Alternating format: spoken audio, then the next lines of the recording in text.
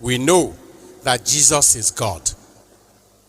We know that the people wondered from where he got his authority. The demons knew because they were spirits. We know who you are, Jesus of Nazareth. Have you come to destroy us? The Holy One of God. They knew him, even though not completely. But the people did not know. They wondered from where his authority came.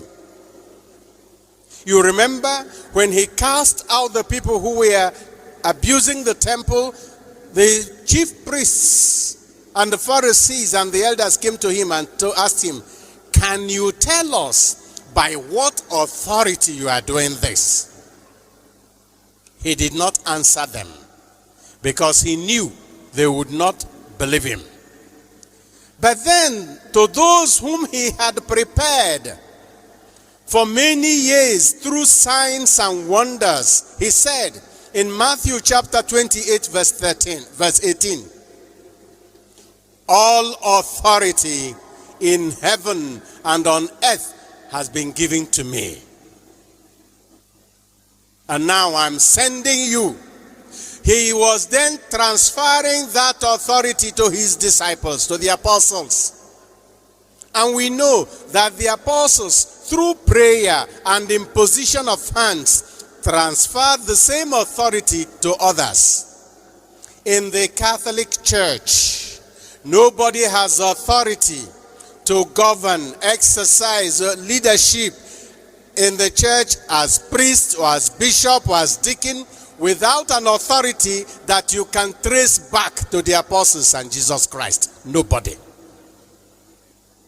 But today, you have so many people who are self-appointed apostles and prophets and bishops, and they claim to be speaking in the name of God.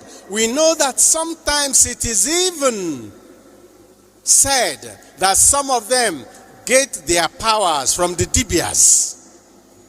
And they say they are pastors, some priests, but the source of their authority is not God.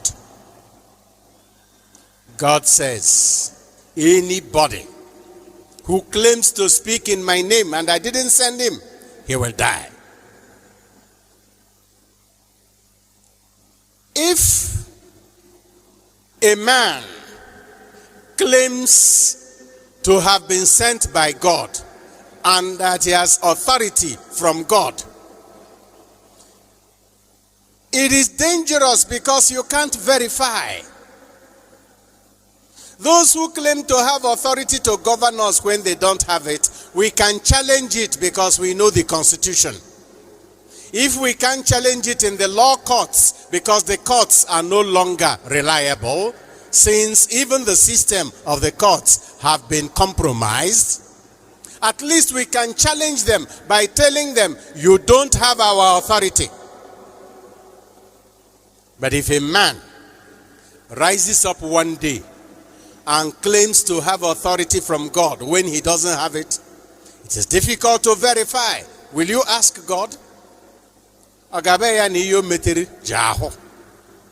He will eventually face his judgment.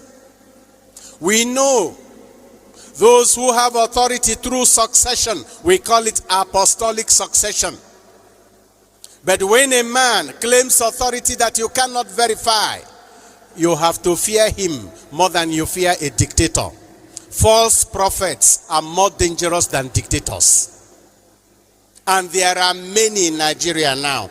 Now, can you tell me which other problems we need to have here? We have people who govern us without authority or mandate of the people. We have spiritual and priests and religious leaders who say they are in charge of our spiritual lives without authority from God.